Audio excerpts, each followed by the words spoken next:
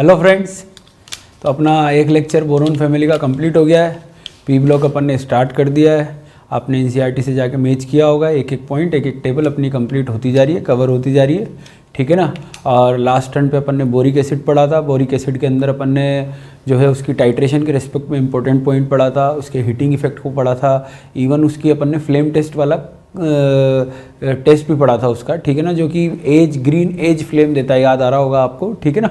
तो वो सब चीज़ें अपन ने लास्ट टर्न पे पढ़ी थी। और बोरिक एसिड से रिलेटेड जितनी बात थी, मैंने बोला था यूजेस अपन एक साथ डिस्कस करेंगे, अब अपन पढ़ने जा रहे हैं बेटा आज बोरेक्स और डाइबोरेन। ये दोनों भी बहुत इंपॉर्टेंट टॉपिक है। देखें बोरेक्स का अपन फॉर्मूला की अगर बात करें तो Na2B4O7 डॉट 10H2O, इसको अपन बोरेक्स बोलते हैं।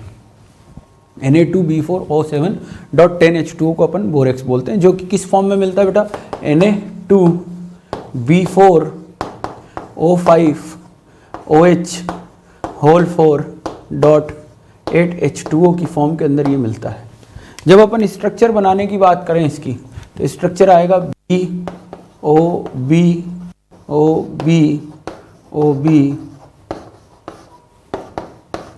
ठीक है, OH। ये अपन ने बनाया था बेटा स्ट्रक्चर, आपको याद हो तो, जब अपन ने स्ट्रक्चर ड्राइंग पढ़ी थी, ठीक है ना। पी ब्लॉक पार्ट 1 के अंदर अपन ने इसको डिस्कस किया था। और यहाँ पे जो ये वाला पार्ट है, ये तो sp2 हाइब्रिडाइज है। ये वाला पार्ट भी कौन सा है, sp2 हाइब्रिडाइज है। और ये जो बीच वाला पार्ट है, ये अपना sp3 हाइब्रिडाइज है। तो डायरेक्टली जब क्वेश्चन पूछा जाए कि इसके अंदर sp2 hybrid atom, sp3 hybrid atom कितने हैं, तो अपन वो इस तरीके से सिंपली बता सकते हैं। ये सिंपल इसका एक क्वेश्चन होता है, ठीक है। नेक्स्ट उसके बाद में अगर अपन बात करें तो ये टेट्राहेड्रल यूनिट है, ये ट्राइगोनल प्लेनर है, ये टेट्राहेड्रल है और ये ट्राइगोनल प्लेनर यूनिट है। हाइब्रिडाइजेशन से भी अपन इसको बता सकते हैं। नेक्स्ट आते हैं इसकी प्रिपरेशन पे।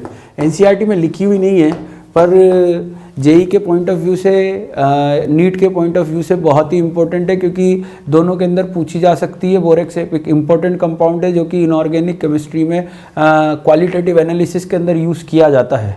इस वजह से इसको पढ़ना बहुत ज़रूरी है। प्रिपरेशन को समझना, ज़्यादा अपन को परेशान नहीं होना है, बहुत सिंपल सा है, पॉइंट को समझते जाना। सॉल्युबिलिटी के ऊपर डिपेंड करती है और कुछ भी नहीं है।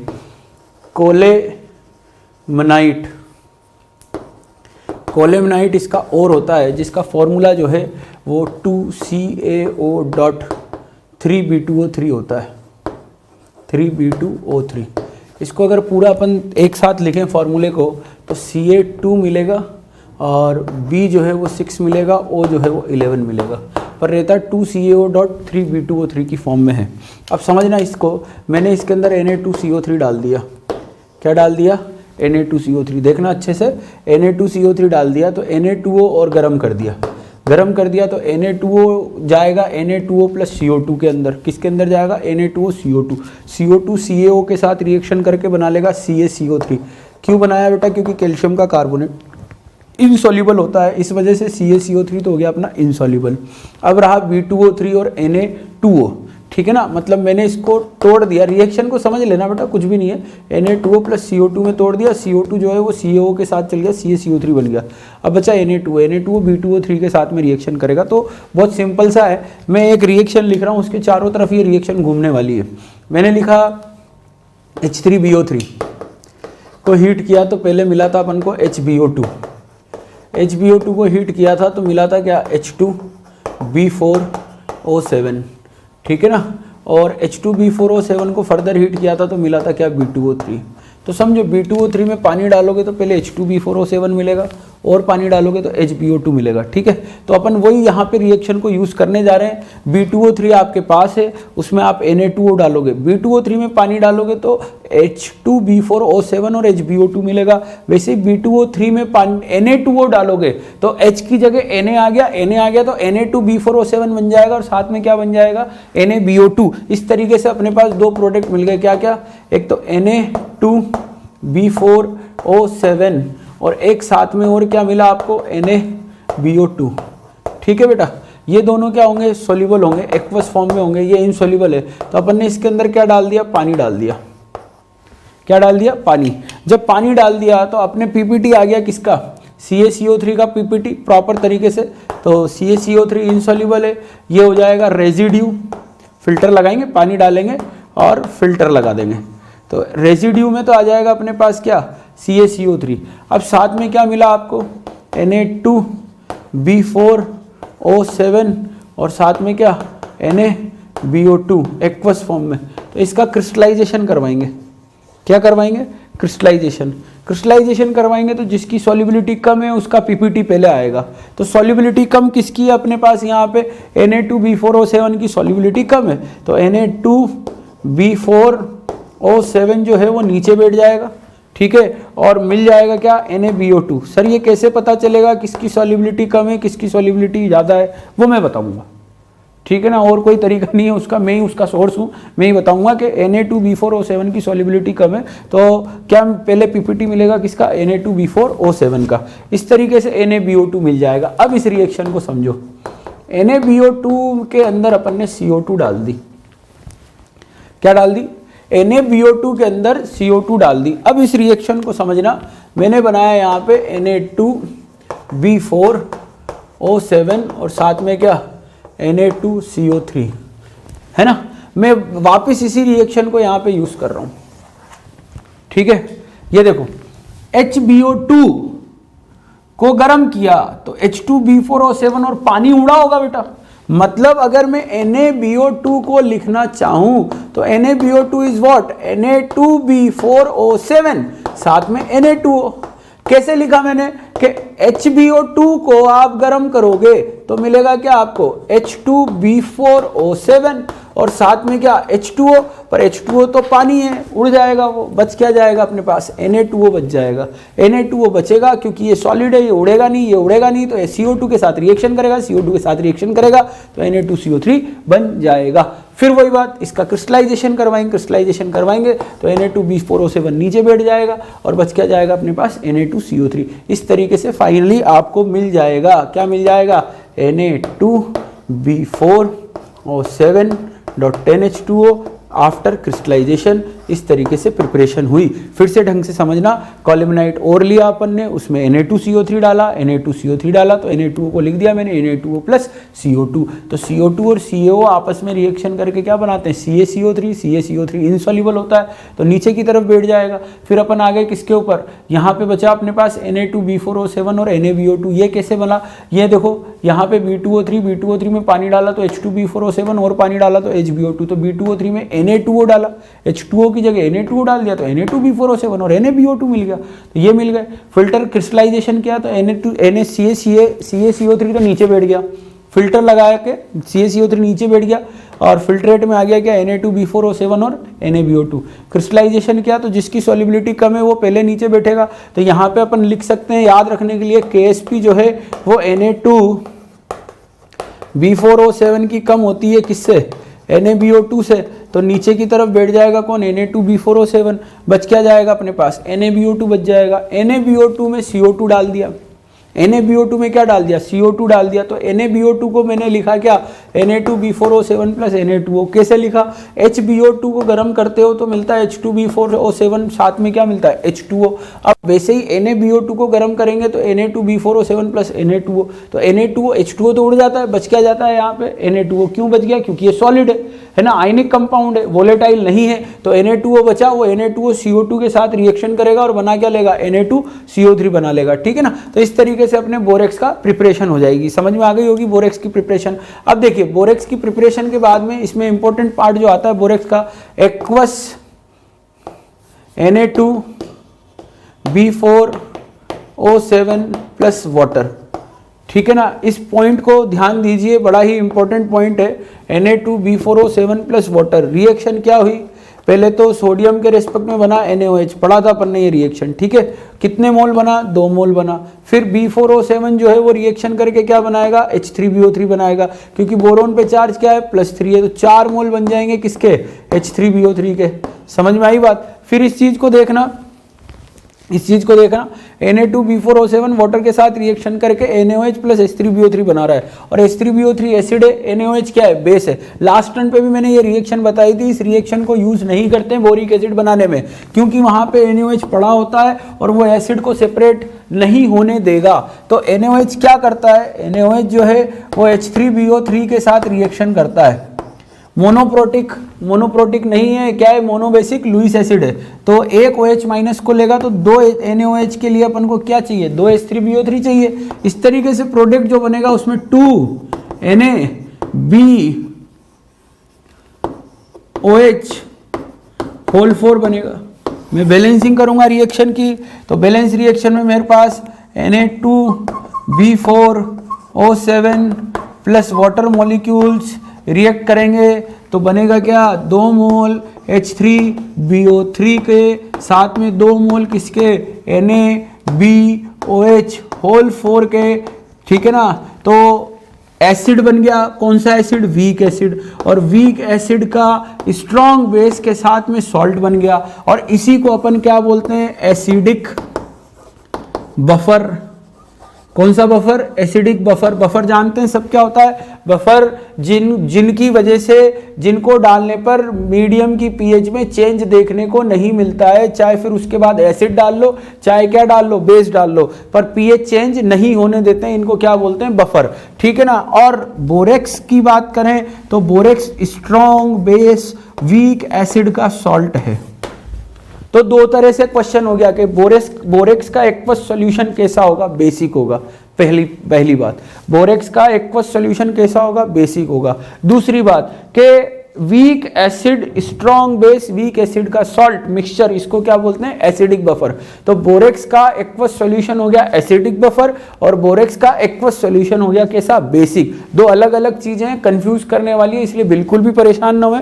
बहुत सिंपल सा ध्यान रखना है कि यहाँ पे स्ट्रॉन्ग बेस है, वीक एसिड है, तो स्ट्रॉन्ग बेस वीक एसिड का सॉल्ट कैसा होता है, बेसिक सॉल्ट होता है, ठीक है ना। तो एक्वस सॉल्यूशन कैसा हो गया, बेसिक हो गया। पर किसकी तरह बिहेव करेगा, वो करेगा एसिडिक बफर की तरह बिहेव करेगा। चलिए इसको नोट करिए फटाफट से, ठीक है ना, फिर अपन बोरेक्स की और दूसरी प्रॉपर्टीज को डिस्कस करते हैं, जल्दी से कंप्लीट करिए। तो नोट कर लिया होगा आपने। तो अपन ने क्या सीखा, बोरेक्स का जो एक्वस सॉल्यूशन है वो किस तरह का होता है, बेसिक होता है, और किसकी तरह बिहेव करता है, एसिडिक बफर की तरह बिहेव करता है। ये नेक्स्ट, उसके बाद में और समझना, और रिएक्शन क्या आती है। बोरेक्स लिया अपन ने Na2B4O7.10H2O, हीट करेंगे इसको हीट करेंगे, ठीक है ना। मतलब मैं डिस्कस करने जा रहा हूं हीटिंग ऑफ बोरेक्स, ठीक है बेटा। तो बोरेक्स को जब हीट करेंगे अपन तो सबसे पहले क्या होगा, डिहाइड्रेट होगा। डिहाइड्रेट होगा तो अपने को मिलेगा क्या, Na2B4O7, पर ये स्वेल कर जाएगा, स्वेल्स अप। मतलब क्या हो गया कि गर्म करने पे ये फूलने लगेगा, गर्म करने पे ये फूलने लगेगा, ठीक है ना। क्यों, वाटर के हटने से इसका लैटिस स्ट्रक्चर चेंज हो जाता है, लैटिस स्ट्रक्चर चेंज होने की वजह से वो फूल जाता है, ठीक है। तो 2 ही कंपाउंड अपने पूरे इनऑर्गेनिक में हैं जो कि गर्म करने पर फूलते हैं। उनको एक तो एग्जाम्पल हो गया आपका एलम्स, और दूसरे हो गए कौन से, बोरेक्स। फिर से ध्यान देना, 2 ही कंपाउंड ऐसे हैं अपने इनऑर्गेनिक केमिस्ट्री में जो गर्म करने पर फूलते हैं। एक होता है बोरेक्स और दूसरा होता है एलम्स। एलम्स जिसको फिटकरी बोला जाता है, ठीक है ना। आप घर पे भी फिटकरी यूज की जाती है, आप मम्मी से भी पूछ सकते हैं कि मम्मी फिटकरी को आप तवे पे रखोगे तो फिटकरी फूलेगी या नहीं फूलेगी। बिल्कुल फूलेगी, मम्मी भी इस चीज को बता सकती है, ठीक है। तो 2 ही कंपाउंड है अपने, कौन कौन से, एक एलम और दूसरे कौन से, बोरेक्स, जो गर्म करने पर फूलते हैं। पर दोनों को और डिस्टिंग्विश किया जा सकता है और थोड़ा सा गर्म करके। जब बोरेक्स को गर्म करते हैं, Na2B4O7 को और गर्म करते हैं तो अपने को एक ट्रांसपेरेंट क्रिस्टलाइन मटेरियल मिलता है, NaBO2 प्लस B2O3 वाला ट्रांसपेरेंट ग्लासी मटेरियल, क्रिस्टलाइन। जबकि एलम्स को जब गर्म करते हैं, तो एमॉर्फस पाउडर मिलता है, जबकि यहाँ ग्लासी मटेरियल मिलता है। मतलब समझना, अगर मैं किसी प्लेटिनम वायर पे बोरेक्स ले और बोरेक्स को लेके मैं फ्लेम के अंदर रख दूं, गर्म कर दूं, तो जो प्लेटिनम का वायर है उसके ऊपर ग्लासी मटेरियल बन जाएगा, ट्रांसपेरेंट ग्लासी मटेरियल बन जाएगा। या एक इसका एग्जांपल बताता हूं आपको, अगर आपने सोल्डरिंग कभी करी हो या देखी हो, सोल्डरिंग समझते हैं आप, अपन क्या करते हैं, एक टॉर्च रहती है, सोल्डरिंग टॉर्च जिसको बोलते हैं, वायर लेते हैं, और दो सर्किट को जोड़ने का काम करते हैं। तो उसमें क्या करते हैं अपन, वायर को एक पाउडर के अंदर डुबो के लेके आते हैं, है ना। उस पाउडर को यूज़ करने का क्या मतलब है मैं समझाता हूँ। तो आप जब उसको गर्म करते हो तो मेटल मेल्ट होके सर्किट जोड़ देती है। जैसे ये देखो, ये एक वायर, ये दूसरा वायर, ये सोल्डरिंग टॉर्च लेके आए और ये आपका कौन सा कोई भी नाइक्रोम का वायर जो कि जोड़ने का काम करता है, इसके ऊपर बोरेक्स लगा हुआ है। तो जब आप इसको गर्म करोगे तो यहाँ पे वायर मेल्ट होके डिपॉजिट हो जाएगा और बोरेक्स जो है, या जो बोरेक्स पाउडर जो होता है ना, वो फ्लक्स जिसको बोलते हैं उसको बोरेक्स बोलते हैं। वो बोरेक्स जो है वो गर्म होके और इसके ऊपर ट्रांसपेरेंट ग्लासी मटेरियल बना लेता है और वो उसके ऊपर रेजिस्टेंट की तरह काम करता है, एक लेयर, रेजिस्टेंट लेयर की तरह काम करता है, जो कि उसको बचाता है स्क्रैच से या हीट से, उसको बचाने का काम करता है। ठीक है, तो अभी यूजेस में वैसे भी आ जाएगा तो समझ में आया होगा डिफरेंस बोरेक्स और एलम के बीच में क्या है। जब आप एलम को गर्म करते हो तो एमोर्फस पाउडर मिलता है, जबकि बोरेक्स को गर्म करते हो तो क्रिस्टलाइन ग्लासी मटेरियल मिलता है, ट्रांसपेरेंट होता है, एकदम ट्रांसपेरेंट होता है और इसका कंटेंट होता है NaBO2 और B2O3। अब इसको कैसे याद रखें, इसको भी याद रखने का बहुत सिंपल सा तरीका है। अपन क्या करेंगे, अपन लेंगे यहाँ पे H3BO3, बार बार मैं तो वही लेऊंगा भाई, H3BO3, उसी के आसपास रिएक्शन घूम रही है। H3BO3 को गर्म करेंगे तो बनेगा क्या बेटा, HBO2। HBO2 को गर्म करेंगे तो क्या बनेगा, H2B4O7 और H2B4O7 को गर्म करेंगे तो क्या बन जाएगा, B2O3 बन जाएगा। देखें यहाँ पे ये गर्म किया तो क्या बन गया, B2O3 बन गया। अब देखो देखो ढंग से सुनना बात को, कि H2B4O7 को गर्म किया तो मिला B2O3 और उड़ा क्या, पानी। तो ऐसे ही अगर मैं Na2B4O7 को गर्म करूंगा तो मुझे मिलेगा क्या, B2O3 और साथ में क्या, Na2O। पर Na2O उड़ने वालों में नहीं है। इस वजह से सुनना, अगर मैं H2B4O7 में पानी डालूंगा तो क्या बन जाएगा बेटा, HBO2। ठीक है ना, पानी डालेंगे तो ये बन जाएगा। अब सुनना कि Na2B4O7 में Na2O डालोगे तो बनेगा क्या, NaBO2। तो यही तो हुआ। देखो जब इसको गर्म किया तो H2O उड़ा और H2O उड़ा क्योंकि मॉलिक्यूल है, उड़ेगा तो फर्दर रिएक्शन नहीं होगी तो HBO2 नहीं बनेगा, सिर्फ क्या बन जाएगा, B2O3 बन जाएगा। पर Na2B4O7 को गर्म किया तो मिलेगा B2O3, साथ में क्या मिलेगा, Na2O उड़ने वालों में से नहीं है, इसलिए बचे हुए Na2B4O7 के साथ रिएक्शन करेगा और बन जाएगा क्या, NaBO2। क्या बन जाएगा, NaBO2। तो इस तरीके से जब हम Na2B4O7 को गर्म करते हैं तो हमारे पास NaBO2 साथ में B2O3 बनता है। इसको यहाँ पे अब और इजी तरीके से समझ लो, इसको गर्म किया तो एक प्रोडक्ट इधर जाएगा और एक प्रोडक्ट इधर जाएगा, खत्म हो गई बात। डिस्प्रपोर्शनेशन नहीं है क्योंकि ऑक्सीडेशन स्टेट में कोई चेंज नहीं है, सिर्फ Na2O डालने का इफेक्ट है और कुछ भी नहीं है। ठीक है, तो ये बोरेक्स का हीटिंग हो गया। अब बोरेक्स के हीटिंग का क्या यूज है, क्या यूज आ गया भाई बोरेक्स के हीटिंग का। अभी तो मैंने बोला था ना, क्वालिटेटिव एनालिसिस में इसको यूज करते हैं। बहुत सिंपल सा है कि अपन क्या करते हैं, ट्रांजिशन मेटल लेते हैं, ट्रांजिशन मेटल सॉल्ट। ठीक है, ट्रांजिशन मेटल सॉल्ट लेते हैं क्योंकि इनके कंपाउंड कलर्ड होते हैं जनरली। ठीक है, और उसकी रिएक्शन किससे कराते हैं, B2O3 से कराते हैं। तो मेटा बोरेट का फॉर्मेशन होता है जो कि होता है कलर्ड। मेटल मेटा बोरेट होता है कौन सा, कलर्ड होता है। ये समझ में आया। फिर से सुनना, ट्रांजिशन मेटल जिनके कंपाउंड जनरली कौन से कलर्ड होते हैं उनको B2O3 के साथ करवाया। जैसे सुनना कि ये ले लिया cobalt NO3 whole twice, B2O3 लिया, गरम किया तो पहले तो ये डिकम्पोज होगा कोबाल्ट ऑक्साइड, साथ में NO2, साथ में O2, ये उड़ जाएगा, ये उड़ जाएगा। ये बेसिक है और ये क्या है, एसिडिक है। तो दोनों एसिड बेस आपस में रिएक्शन करके सॉल्ट बनाएंगे। सॉल्ट कौन सा बनेगा, मेटाबोरेट सॉल्ट बनेगा। ठीक है, और ये ट्रांजिशन मेटल का इसलिए कलर्ड बनेगा। समझ में आ रही है बात। पर अगर मैं वही पी ब्लॉक की मेटल ले लेता तो ये कंपाउंड वाइट कलर का होता, एस ब्लॉक की मेटल ले लेता तो ये कंपाउंड वाइट कलर का होता। पर ट्रांजिशन मेटल है तो कलर्ड होगा, और हर मेटल का अपना अपना एक कलर होता है। इस वजह से इसको B2O3 वाले प्रोडक्ट को अपन यूज़ कर सकते हैं ट्रांजिशन मेटल को आइडेंटिफाई करने के लिए। और इस टेस्ट का नाम होता है बोरेक्स बीड टेस्ट। कौन सा टेस्ट होता है बेटा? Borax bead test. क्या टेस्ट है ये? समझना कि आप एक प्लेटिनम वायर लेते हो, उस पर लूप बनाते हो, लूप पे बोरेक्स रखते हो, ठीक है ना, और लूप पे क्या रखते हो? बोरेक्स रखते हो। इस लूप को जो है वो फ्लेम पर लेके जाते हो। ये फ्लेम पे लेके जाओगे तो फ्लेम तुम्हारे पास दो तरह की है ना।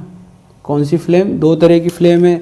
एक तो है अपने कौन सी, ऑक्सीडाइजिंग, और दूसरी रिड्यूसिंग। पढ़ाया था ना ये मैंने एस ब्लॉक के टाइम पे पढ़ाया था। दो टाइप की फ्लेम है अपने पास, एक ऑक्सीडाइजिंग और दूसरी रिड्यूसिंग फ्लेम है। उसके अंदर लेके जाएंगे तो यहाँ पे गर्म करने पर एक ट्रांसपेरेंट ग्लासी मटेरियल बन जाएगा, अब इसके ऊपर आप ट्रांजिशन मेटल सॉल्ट डालोगे तो वो डिकम्पोज होके ऑक्साइड देगा, और ऑक्साइड B2O3 से रिएक्शन करके क्या बना लेगा? सॉल्ट बना लेगा, और सबका अपना अपना कलर आएगा। ठीक है, अब वो कलर क्या होते हैं इस चीज़ को समझो। अब ट्रांजिशन मेटल है तो हम इनको ऑक्सीडाइजिंग फ्लेम में भी रख सकते हैं और रिड्यूसिंग फ्लेम में भी रख सकते हैं, क्योंकि ट्रांजिशन मेटल्स जो हैं वो वेरिएबल ऑक्सीडेशन स्टेट शो करती हैं। तो अपने जो कलर लिखे हुए हैं वो कोल्ड कंडीशन में लिखे हुए हैं। कोल्ड कंडीशन का मतलब क्या है, इस चीज़ को समझना।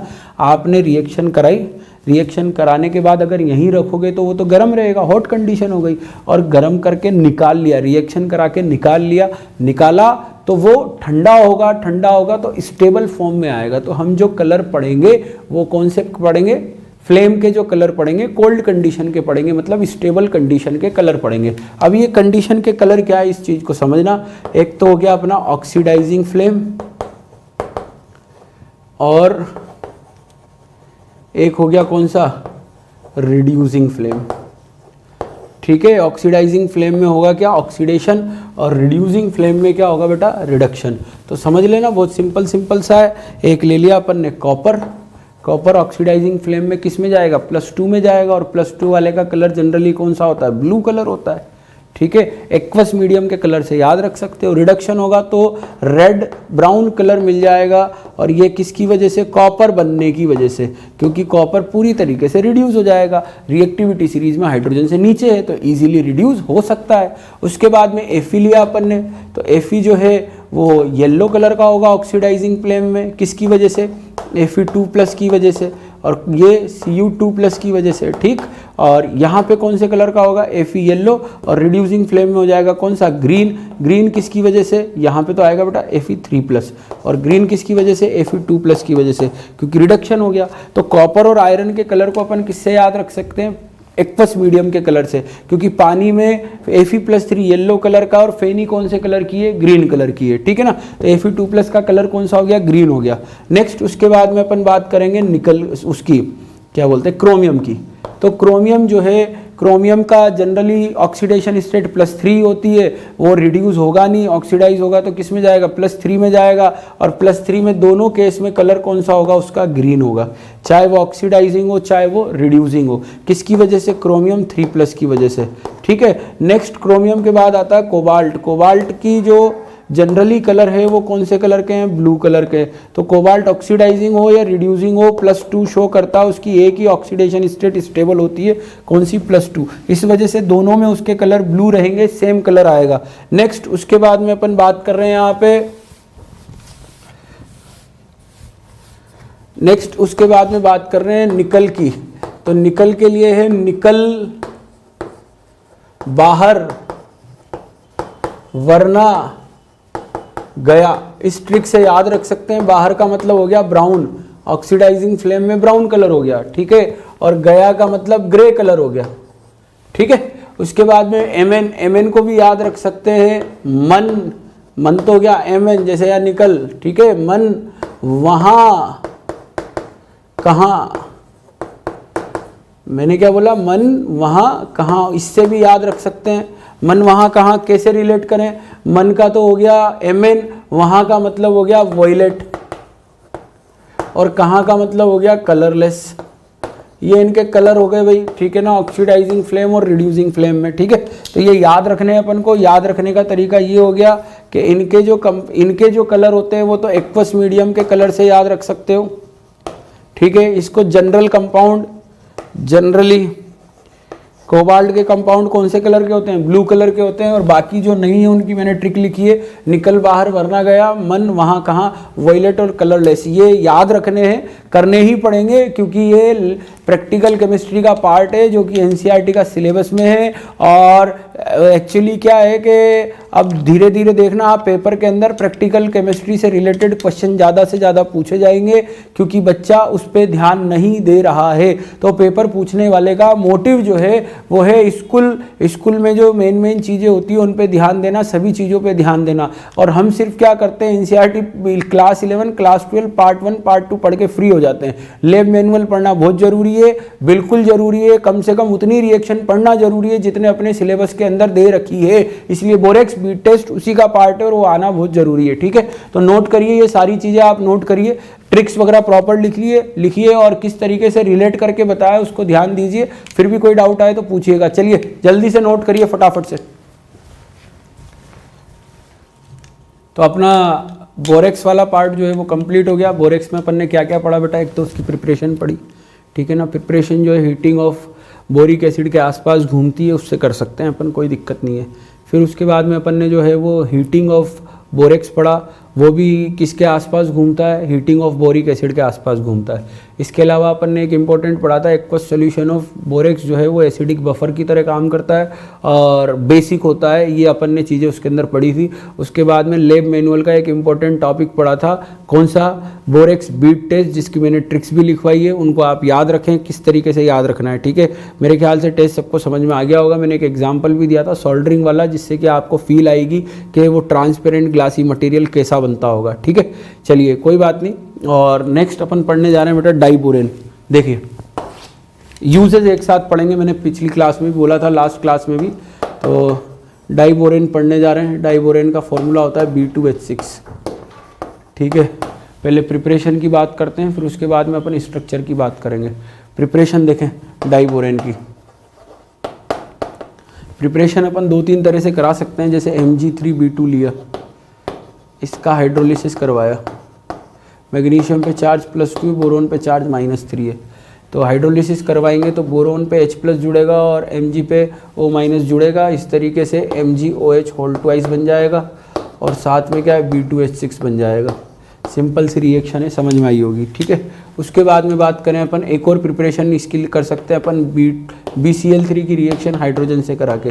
हाइड्रोजन लार्ज अमाउंट में लेंगे तो हाइड्रोजन पहले तो क्लोरीन को लेके निकलेगा, बन जाएगा क्या HCl। हाइड्रोजन की क्लोरीन एफिनिटी बहुत ज़बरदस्त होती है, या क्लोरीन की हाइड्रोजन एफिनिटी बहुत ज़बरदस्त होती है। क्लोरीन हाइड्रोजन को देखता है और निकल लेता है, इसलिए बन जाएगा क्या HCl। अब क्या बच गया, बोरोन बच गया। बोरोन बच गया तो एक्सेस ऑफ हाइड्रोजन डाल रखी है, इसलिए बोरोन रिएक्शन करके क्या बनाएगा, B2H6 बनाएगा, ठीक है। नेक्स्ट एक और रिएक्शन अपन यूज़ कर सकते हैं, BF3 की reaction, LiAlH4 lithium aluminium hydride से करवाएंगे। याद करो, बहुत इंपॉर्टेंट रिएक्शन है। लिथियम एल्यूमिनियम हाइड्राइड का काम है हाइड्रोजन देना। ये एस ब्लॉक के अंदर भी अपन ने ऐसी रिएक्शन पढ़ी थी, BH2 बनाने की रिएक्शन थी वो, ठीक है। तो बोरोन क्या करेगा, हाइड्रोजन लेगा तो बना लेगा B2H6, ठीक है। और उसके बाद में जो है लिथियम जो है वो फ्लोरीन लेगा तो बनाएगा लिथियम फ्लोराइड, और एल्यूमिनियम जो है वो फ्लोरीन लेगा तो बनाएगा क्या, एल्यूमिनियम फ्लोराइड। इस तरीके से ये तो आयनिक कंपाउंड बन गया और लैटिस एनर्जी बहुत ज़्यादा होगी, इसलिए रिएक्शन कौन से डायरेक्शन में आ जाएगी, फॉरवर्ड डायरेक्शन में आ जाएगी, ठीक है। तो इस तरीके से अपन को क्या मिल जाएगा, B2H6 मिल जाएगा। B2H6 जो है वो इलेक्ट्रॉन डेफिशिएंट कंपाउंड है।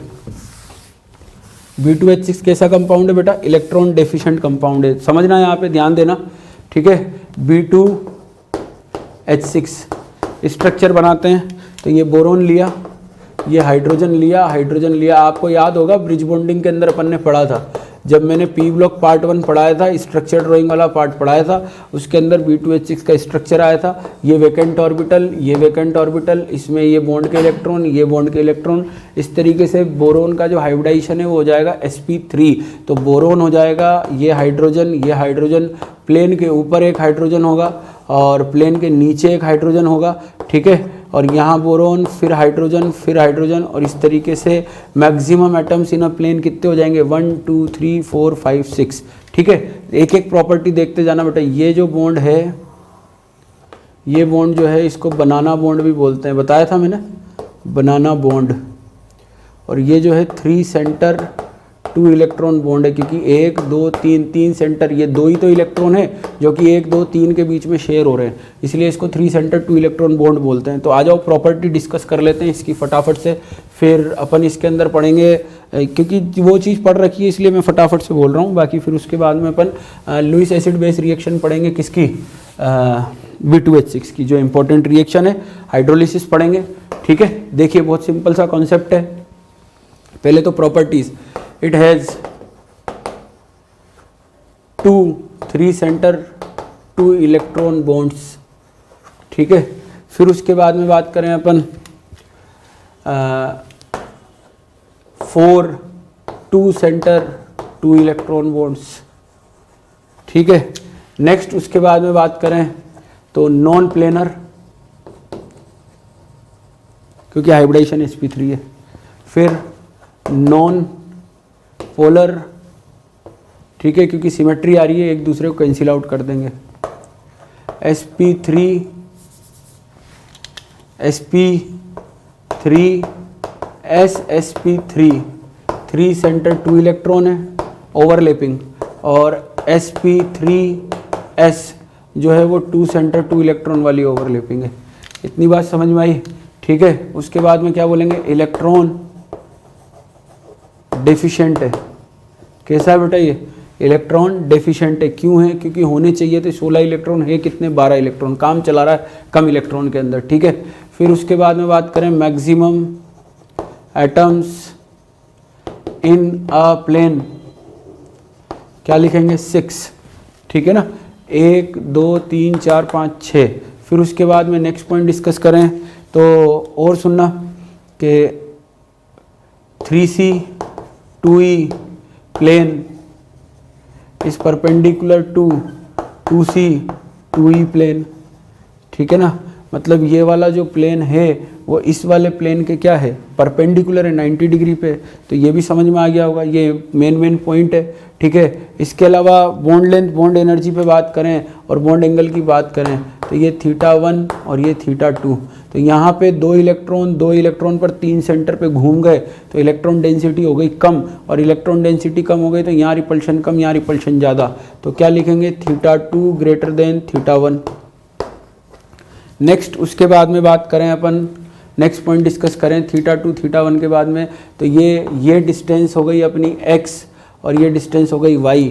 तो x की वैल्यू ज़्यादा होगी y से। क्यों ज़्यादा होगी, क्योंकि ये 3 एटम से मिलके बना हुआ बॉन्ड है और ये 2 एटम से मिलके बना हुआ वो बॉन्ड है। तो ऑब्वियस सी बात है 3 एटम वाला जो बॉन्ड होगा वो ज़्यादा लंबा होगा, किसके कंपेरिजन में, 2 एटम के कंपेरिजन में, ठीक है। नेक्स्ट उसके बाद में बात करें बॉन्ड एनर्जी की, बॉन्ड एनर्जी की बात कर रहे हैं तो bridge bond, bridge BRIDGE, bridge bond की बॉन्ड एनर्जी ज़्यादा होगी किससे, टर्मिनल बॉन्ड से। क्या डिस्कस किया है अपन ने, बॉन्ड एनर्जी डिस्कस किया है, ठीक है। फिर से वापस पॉइंट को समझना कि ब्रिज बॉन्ड की बॉन्ड एनर्जी ज़्यादा होगी किससे, टर्मिनल बॉन्ड से। ऐसा क्यों होगा बेटा, क्यों होगा ऐसा, ये पॉइंट समझो, क्योंकि 2 इलेक्ट्रॉन 3 न्यूक्लियस अट्रैक्ट कर रहे हैं और 2 इलेक्ट्रॉन, क्या बोला मैंने, 2 इलेक्ट्रॉन ब्रिज बॉन्ड के अंदर 3 न्यूक्लियस अट्रैक्ट कर रहे हैं, जबकि टर्मिनल बॉन्ड में 2 ही न्यूक्लियस अट्रैक्ट कर रहे हैं। तो अट्रैक्शन कहाँ पे ज़्यादा लगेगा, जहाँ पे 3 है। मतलब समझना कि 2 चीज़ें हैं यहाँ पे जो रिएक्शन में अपन यूज़ करेंगे। अगर आप गर्म करोगे तो पहले कौन से बॉन्ड टूटेंगे, पहले टर्मिनल बॉन्ड टूटेंगे, क्योंकि वो बॉन्ड वीक है।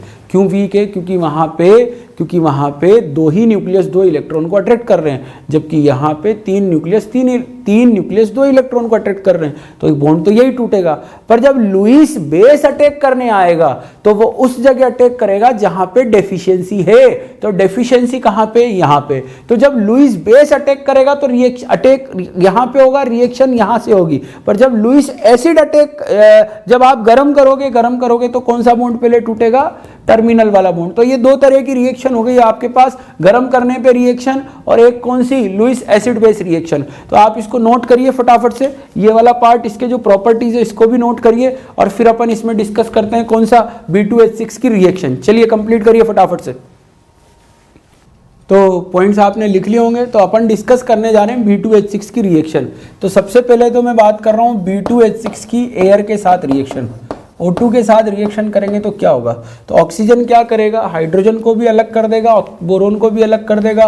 बोरोन के रेस्पेक्ट में B2O3 बन जाएगा और हाइड्रोजन के रेस्पेक्ट में H2O बन जाएगा। इस तरीके से रिएक्शन हो जाएगी जब आप इसको गर्म करोगे, ठीक है। नेक्स्ट उसके बाद में बात कर रहे हैं अपन कि B2H6 जो है वो लुईस एसिड के साथ में रिएक्शन करेगा। तो किस तरीके से रिएक्शन करेगा? लुईस बेस के साथ, क्योंकि B2H6 तो खुद इलेक्ट्रॉन डेफिशिएंट है, वो लुईस एसिड की तरह बिहेव करेगा। तो अब रिएक्शन समझना भाई, B2H6 की Lewis acid base reaction BHH, ये दो पॉसिबिलिटी है कि या तो ये इस तरीके से, देखो इलेक्ट्रॉन का तो वाइब्रेशन होगा ना बेटा, इलेक्ट्रॉन का वाइब्रेशन होगा तो ये दो तरीके से मिल सकता है। या तो जिसका इलेक्ट्रॉन जिसके पास, भाई B2H6 का जब इलेक्ट्रॉन वाइब्रेट करेगा तो ये पूरा है, ये हाइड्रोजन, तो हो सकता है कि वो इलेक्ट्रॉन यहाँ पे और यहाँ पे हो, या यहाँ पे हो, इस तरीके से, है ना। तो एक पॉसिबिलिटी तो ये हो गई। दूसरी पॉसिबिलिटी क्या? कि जो बॉन्ड के इलेक्ट्रॉन वो किसी एक ही बोरोन के तरफ हो। तो एक और पॉसिबिलिटी ये हो गई कि बोरोन हाइड्रोजन और वैकेंट ऑर्बिटल और बोरोन हाइड्रोजन। अब यहाँ पे नेगेटिव आ जाएगा, यहाँ पॉजिटिव आ जाएगा। फिर से चीज को समझना, यहाँ पे एक वैकेंट ऑर्बिटल है। कितना वैकेंट ऑर्बिटल है? एक वैकेंट ऑर्बिटल है। यहाँ दो वैकेंट ऑर्बिटल है। कैसे हुआ भाई? सब अपना अपना इलेक्ट्रॉन ले लो, अपना अपना बॉन्ड बना लो, तो एक एक वैकेंट जो बचता है वो बच जाएगा। पर बॉन्ड के इलेक्ट्रॉन कोई एक बोरोन खींच के ले जाए तो वो BH4 नेगेटिव हो जाएगा और ये BH2 पॉजिटिव हो जाएगा। इस तरीके से तुम्हारे पास लुईस एसिड में दो तरह की स्पीशीज मिलेगी, मतलब तुमको दो लुईस एसिड मिलेंगे। वो लुईस एसिड कौन कौन से हैं? एक तो है तुम्हारा BH2 पॉजिटिव और एक है तुम्हारा BH3। इसको समझो, लुईस एसिड तुम्हारे पास जो है एक तो है BH2 पॉजिटिव और एक कौन सा है तुम्हारे पास? BH3। अब इसमें अच्छा लुईस एसिड कौन सा? अच्छा लुईस एसिड है BH2 पॉजिटिव। मतलब क्यों? लुईस एसिडिक नेचर किसका ज्यादा है बेटा? BH2 पॉजिटिव का ज्यादा है। किससे? BH3 से, ठीक है ना। BH2 पॉजिटिव का क्यों ज्यादा है? क्योंकि पॉजिटिव चार्ज ज्यादा है तो दूसरे से लोन पेयर खींचने की टेंडेंसी ज्यादा होगी। समझ में आई बात? तो अब इस रिएक्शन के रेस्पेक्ट में इसको स्ट्रॉन्ग लुईस एसिड बोलेंगे और इसको वीक लुईस एसिड बोलेंगे। ये डिफरेंस समझ में आया? ये स्ट्रॉन्ग लुईस एसिड हो गया और ये क्या हो गया? वीक लुईस एसिड हो गया। अब पॉइंट को समझो कि strong Lewis acid, weak Lewis acid, BH2 positive और BH3, लुईस एसिडिक नेचर। अब लुईस स्ट्रॉन्ग जो होगा वो स्ट्रॉन्ग लुईस बेस के साथ रिएक्शन करेगा। क्यों करेगा? देखो सिंपल सा कॉन्सेप्ट है, स्ट्रॉन्ग के साथ और वीक के साथ बॉन्ड बनाना पसंद करता है, ठीक है ना, क्योंकि मैचिंग प्रॉपर होती है। स्ट्रॉन्ग लुईस एसिड को चाहिए बहुत सारे इलेक्ट्रॉन, तो वो कौन देगा? स्ट्रॉन्ग लुईस बेस देगा, क्योंकि स्ट्रॉन्ग लुईस बेस का मतलब उसकी डोनेशन टेंडेंसी ज्यादा है, ठीक है। फिर मैं बात करता हूं वीक लुईस एसिड की। तो वीक लुईस एसिड को क्या? इलेक्ट्रॉन कम रिक्वायरमेंट है और कम देने वाला कौन है? वीक लुईस बेस है। तो दोनों एकदम प्रॉपर मैचिंग होगी। सपोज करो इसका उल्टा कर दो, स्ट्रॉन्ग तो लुईस एसिड ले लिया और वीक लुईस बेस ले लिया, तो दिक्कत आएगी नहीं आएगी, दोनों में लड़ाई होगी, क्योंकि एक को इलेक्ट्रॉन चाहिए पर दूसरा देने के लिए तैयार नहीं है। पर जब आपके पास ऑप्शन अवेलेबल हो, हम यहाँ ऑप्शन अवेलेबल होने की बात कर रहे हैं, आपके पास ऑप्शन अवेलेबल है कि आप इनके साथ बॉन्ड बनाना पसंद करोगे या इनके साथ बॉन्ड बनाना पसंद करोगे। तो अगर आप स्ट्रॉन्ग लुईस बेस हो तो आप इसके साथ बॉन्ड बनाना पसंद करोगे, पर अगर आप वीक लुईस बेस हो तो आप इसके साथ बॉन्ड बनाना पसंद करोगे। क्यों? क्योंकि इसकी लेने की टेंडेंसी ज्यादा है, इसकी लेने की टेंडेंसी कम। अगर आपकी देने की टेंडेंसी ज्यादा है तो आपको बकायदा मजा आएगा किसके साथ में, BH2 पॉजिटिव के साथ में, और आपकी देने की टेंडेंसी कम है तो आप किसके साथ बॉन्ड बनाना पसंद करोगे, BH3 के साथ बॉन्ड बनाना पसंद करोगे। इस वजह से दो तरह की रिएक्शन देखने को मिलेगी। दो तरह की रिएक्शन क्या? एक जिसके अंदर B2H6 जाएगा BH3 के अंदर, और दूसरा मतलब जब आप लुईस बेस डालोगे, लुईस बेस X डालोगे तो BH3X का फॉर्मेशन होगा, जहां पे X जो है वो लोन पे डोनेट करेगा किसको, BH3 को।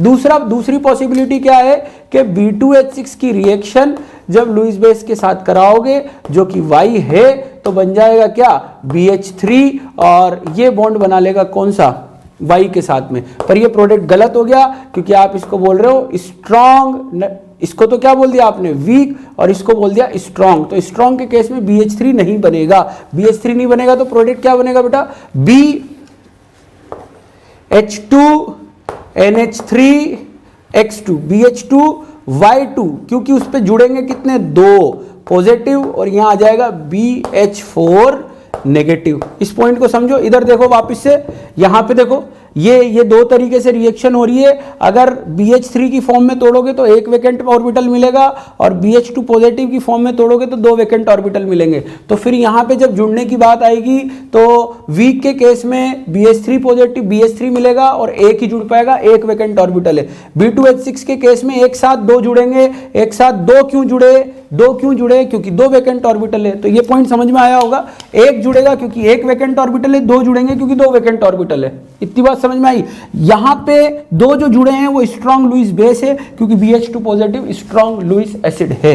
ये पॉइंट एकदम क्लियर समझ में आ गया होगा। अब रिएक्शन में कुछ भी नहीं करना है, आपको सिर्फ ये पहचानना है कि स्ट्रॉन्ग लुईस एसिड कौन सा है और weak Lewis acid, strong Lewis base कौन सा है और वीक लुईस बेस कौन सा है। सिर्फ इतना सा पहचानना है और रिएक्शन खत्म हो गई।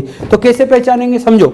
ये लिया मैंने nitrogen donor, oxygen, fluorine, chlorine, bromine, iodine, sulphur, phosphorus.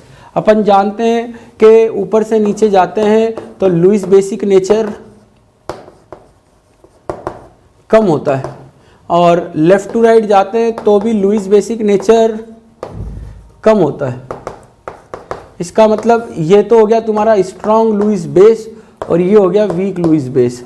मतलब ये बॉन्ड बनाएगा किसके साथ में, BH2 पॉजिटिव के साथ में, जबकि ये बॉन्ड बनाएगा किसके साथ में, BH3 के साथ में। ठीक है। अब बात कर लेते हैं कार्बन मोनोऑक्साइड की। तो कार्बन मोनोऑक्साइड भी वीक लुईस बेस है। इसको कैसे याद रखें, इसको पानी में डालते हैं तो कुछ होता है क्या, न्यूट्रल ऑक्साइड है ना, और न्यूट्रल ऑक्साइड है मतलब पानी के साथ कोई रिएक्शन नहीं करता। ना तो पानी से H+ लेता है ना OH-, मतलब ना तो H+ लेता है ना OH- के साथ कोई रिएक्शन करता है। इसका मतलब इसका लुईस बेसिक नेचर क्या है, बहुत कम है। इसका लुईस बेसिक नेचर क्या है, बहुत कम है ना। लुईस बेसिक नेचर बहुत कम है, तो ये वीक लुईस बेस हो गया।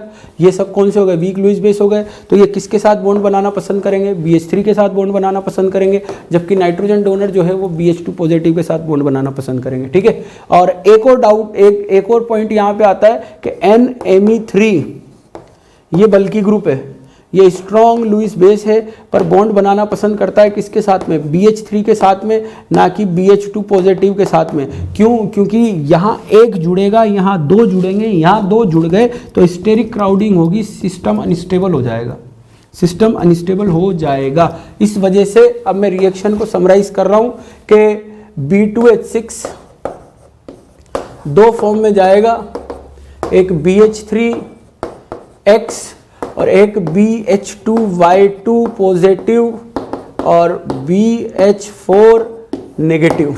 ठीक है ना।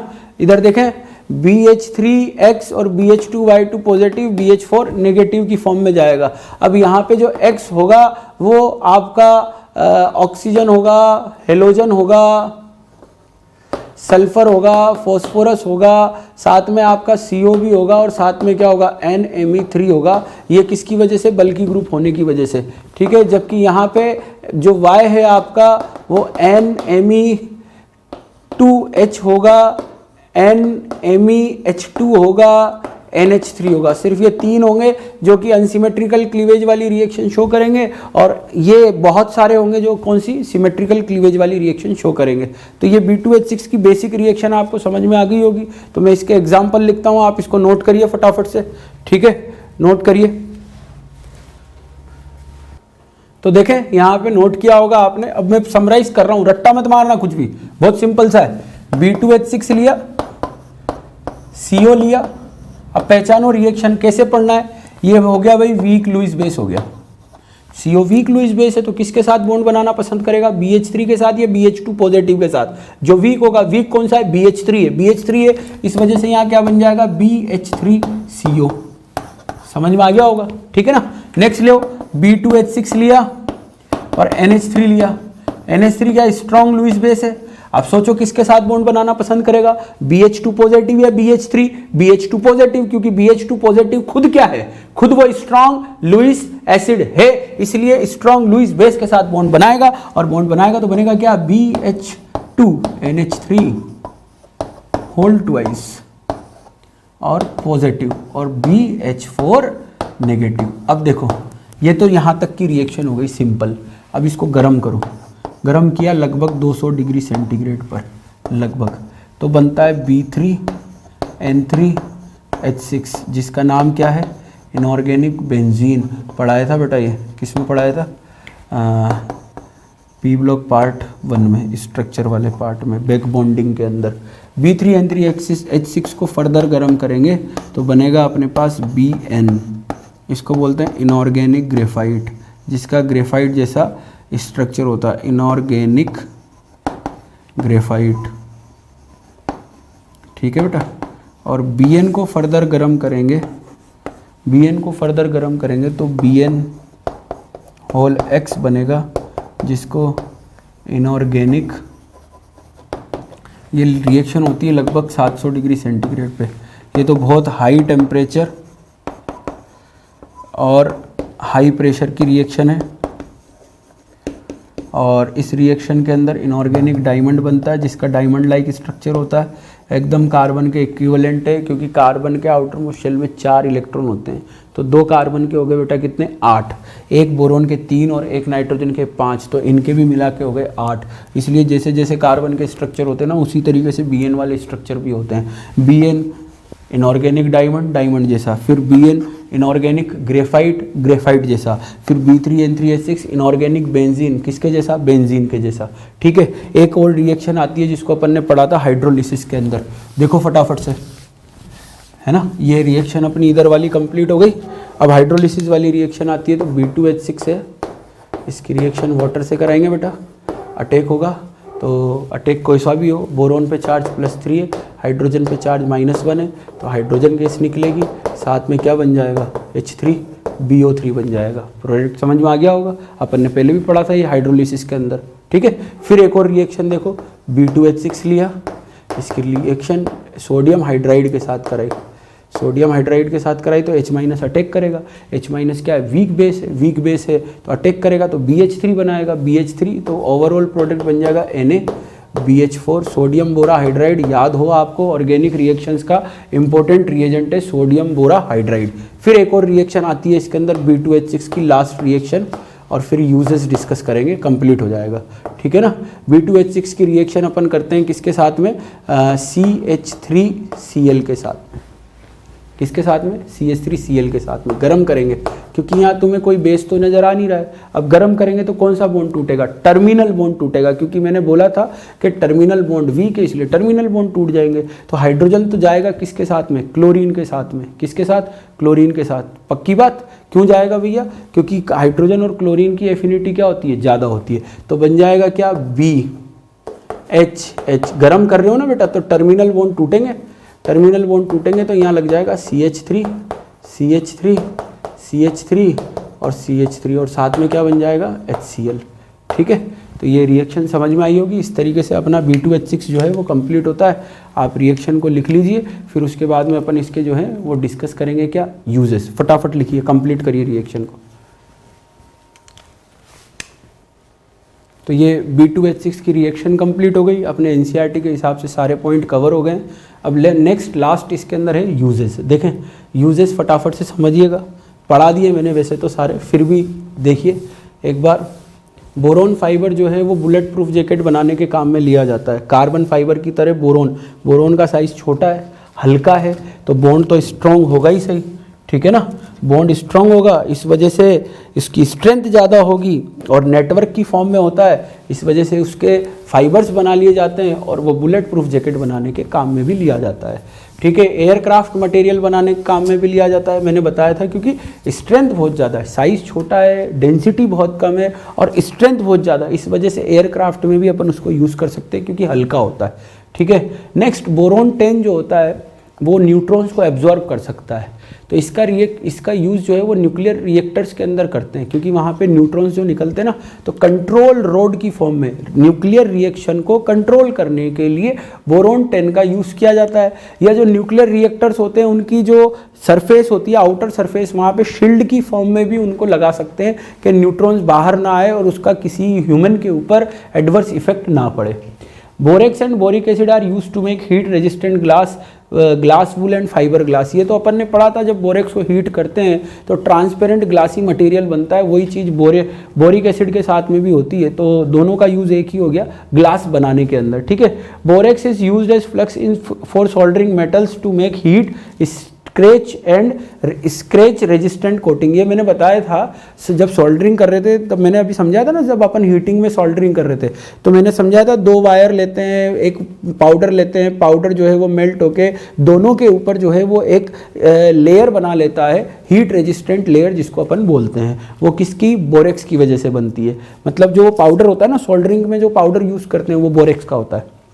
Aqueous solution of boric acid is mild antiseptic. ये लास्ट लेक्चर में मैंने बताया था आपको, एक एग्जांपल देके डिस्पेंसरी वाला मैंने एक कहानी सुनाई थी, डिस्पेंसरी वाली, कि वो जो हमारे नर्सेज होती थी उनसे हम जाके लेके आ जाते थे बोरिक एसिड को, ठीक है ना। तो वो माइल्ड एंटीसेप्टिक की फॉर्म में यूज़ करते हैं, याद आ गया होगा आपको। इसके अलावा और एल्यूमिनियम एक इसके अंदर है, तो एल्यूमिनियम तो आप जनरली देखते हैं यूटेंसिल्स वगैरह में यूज़ करते हैं। एल्यूमिनियम हल्की मेटल है और उसका जो है एयरक्राफ्ट बनाने में, एयरक्राफ्ट के अंदर भी यूज़ किया जाता है, उसकी एलॉय का। इस तरीके से बहुत सारे यूज़ है, पर मेजर आप चीज़ पे ध्यान दें जो समझने वाली है कि एल्यूमिनियम जो है वो टॉक्सिक होता है एल्यूमिनियम, तो बर्तनों के अंदर कम यूज़ करना चाहिए। वैसे तो एल्यूमिनियम के बर्तन को यूज़ ही नहीं करना चाहिए, फिर भी लोग करते हैं, पर नहीं करना चाहिए क्योंकि वो कार्सिनोजेनिक होता है। थोड़ा बहुत एल्यूमिनियम तो बॉडी के अंदर जाता है और उसका एडवर्स इफेक्ट हमारी बॉडी के ऊपर पड़ता है, ठीक है। तो इसी के साथ अपना बोरोन फैमिली कंप्लीट होता है। आप NCERT प्रॉपर रेफ़र करिए, एक एक लाइन उसकी पढ़ते जाइए, और मैंने पूरी एक एक लाइन कंप्लीट करा दी है। कोई भी डाउट हो, कोई भी बात हो तो आप मैसेज करिए, आपका उसका सॉल्यूशन मिलेगा। और आप क्वेश्चंस करिए, जो आपको क्वेश्चंस प्रोवाइड किए जा रहे हैं, क्वेश्चंस फिर अपन डिस्कस करेंगे, ठीक है। और बहुत इजी क्वेश्चंस होते हैं, सीधे क्वेश्चन होते हैं, ज़्यादा इसके अंदर घुमा नहीं सकते हैं, किसका मतलब क्या है, किसका मतलब क्या है, बस ये पता होना चाहिए, ठीक है। चलिए, तो आज जो अपन ने पढ़ा उसमें B2H6 बहुत इंपॉर्टेंट रिएक्शन है, उसको देखिएगा। चलिए, इसी के साथ में अपना चैप्टर कंप्लीट होता है। बाय, मिलते हैं फिर नेक्स्ट लेक्चर में।